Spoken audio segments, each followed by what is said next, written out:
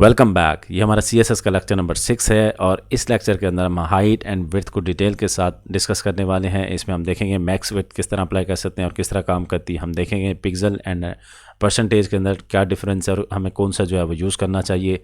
और अगर आप इस चैनल के ऊपर नए हैं, kindly do subscribe this channel and press the bell icon so you get notify when I upload any new video. चलें स्टार्ट करते हैं, अपने VS कोड के अंदर जाते हैं।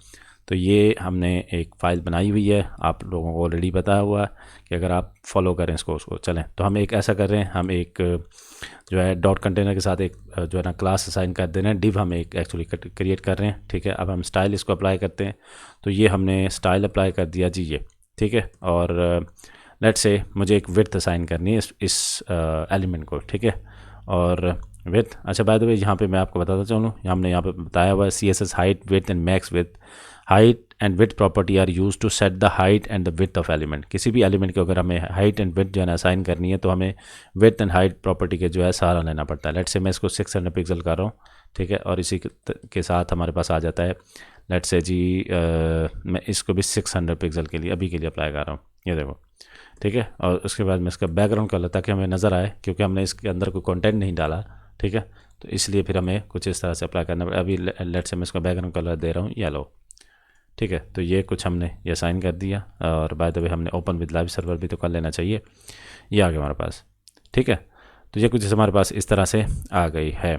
अब हम एक नेक्स्ट जो है ना वो पॉइंट पढ़ते हैं। देखो अभी हमारे पास ना CSS हाइट एंड विड्थ की वैल्यू जो है ना, हमारे पास कुछ ऑटो एक प्रॉपर्टी है, अगर वो अप्लाई करते हैं, इनहेरेंट है, लेंथ है, परसेंटेज है, इनिशियल है एंड सो ऑन, काफ़ी सारी हैं, fit content and so on. अब मैं लेट से वो अप्लाई करके देखता हूँ। अभी हमने क्या किया था, हमने स्पेसिफाई कर दिया था 600 पिक्सल तो लाजमी हो ना आपके इसकी एलिमेंट की विड्थ, ठीक है। अब मैं क्या कर रहा हूँ, मैं इसको दे रहा हूँ ऑटो। तो ऑटो का क्या मतलब, देखो यहाँ पे भी मैं ऑटो कर रहा हूँ, ये आ गया मेरे पास ऑटो, कंट्रोल एस कर रहा हूँ।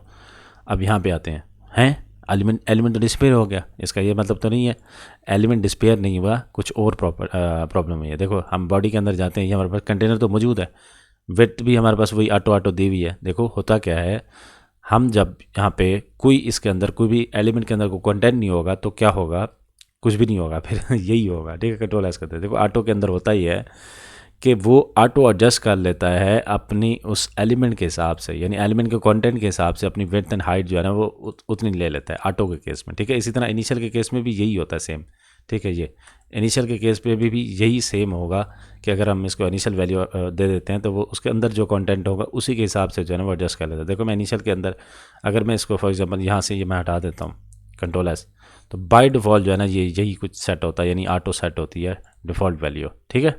आई होप कि इसकी क्लैरिटी होगी हो नहीं है। तो अगर आपके अंदर इसके यहाँ पे कोई कंटेंट नहीं है या आप खुद स्पेसिफाई करना चाह रहे हैं कुछ पिक्सल या कुछ परसेंटेज वगैरह, तो आप अपने उस हिसाब से सेट कर सकते हो, ठीक है। तो ये कुछ मैं इसको हाइट एंड विड्थ मैंने पिक्सल के अंदर साइन कर दी है।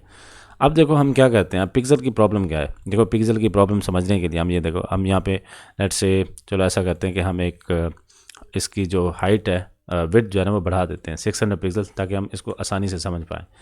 अब प्रॉब्लम क्या है जी, अगर पिक्सल के अंदर हम वैल्यू देते हैं, देखो अभी हमारे पास ये देखो मैंने इसको ये कहा कि ये जो एलिमेंट है ना उसकी मिनिमम यानी जो विड्थ है ना वो एटलीस्ट 600 पिक्सल, टोटल जो है ना वो तो लाजमी है ना 600 पिक्सल इसकी होनी चाहिए।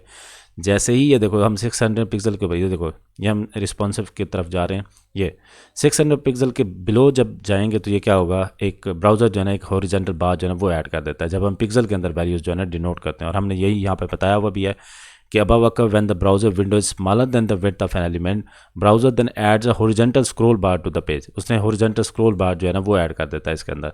तो फिर इंस्टेड ऑफ यूजिंग दिस हमारे पास इस प्रॉब्लम को टेकल करने के लिए हमारे पास आता है, या तो हम मैक्स विड्थ प्रॉपर्टी को यूज़ करके ब्राउज़र की हैंडलिंग को बेहतर कर सकते हैं, या फिर हम परसेंटेज के अंदर जो है ना डिफाइन करके अपना इसको बेहतर कर सकते हैं। देखो अभी फॉर एग्जांपल अगर मैं इसको 600 पिक्सल की बजाय इसको मैं 60% कर दे रहा हूँ तो ये प्रॉब्लम हमारी टैकल हो जाएगी। देखो अभी मैंने 600 ये क्या करता है फिर ब्राउज अपनी जो यानी उसकी साइज़ के हिसाब से एडजस्ट कर लेता है, ठीक है। परसेंटेज जब हम असाइन करते हैं तो इस साइज़ के हिसाब से एडजस्ट कर लेता है। इसी तरह फिर अगर हम इसको मैक्स विड्थ कर देते हैं तो यही काम जो है यही फंक्शनैलिटी जो है ना हम अचीव कर सकते हैं, ठीक है। यानी रिस्पॉन्सिव हो गया अब हमारा एलिमेंट, इसके अंदर जो भी कंटेंट होगा वो बाहर जाएगा नहीं। अभी व्हाट इफ कि मैं यहाँ पे एक कंटेंट डाल रहा हूँ और मैं इसको लोरिम और मैं 10 वर्ड्स जो है ना वो ऐड कर दे रहा हूँ, ये तो ये क्या होगा कि ये वो स्क्रॉल बार जो है ना हमारे उसके ऊपर ऐड नहीं होगी। तो हमारा जो है ना यहाँ पे एलिमेंट रिस्पॉन्सिव हो गया है, इसके अंदर जो भी कंटेंट है वो रिस्पॉन्सिव की तरह बिहेव करेगा।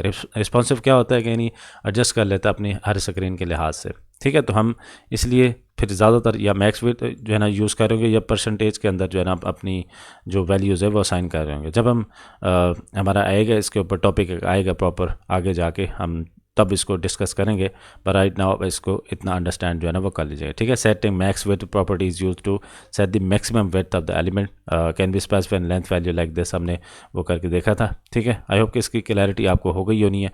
और एक और चीज़ मैं जो है ना कोशिश करता हूँ यहाँ पे बताने की, देखो अभी हमारे पास आ गया व्हाट इफ़ के कोई चीज़ यहाँ पे रह तो नहीं रही, मैं देख लेता हूँ। हमने ये भी पढ़ लिया, ये भी हमने देख लिया, ये भी हमने देख लिया, मेरे ख्याल से कोई चीज़ रहती नहीं है, आई थिंक सो।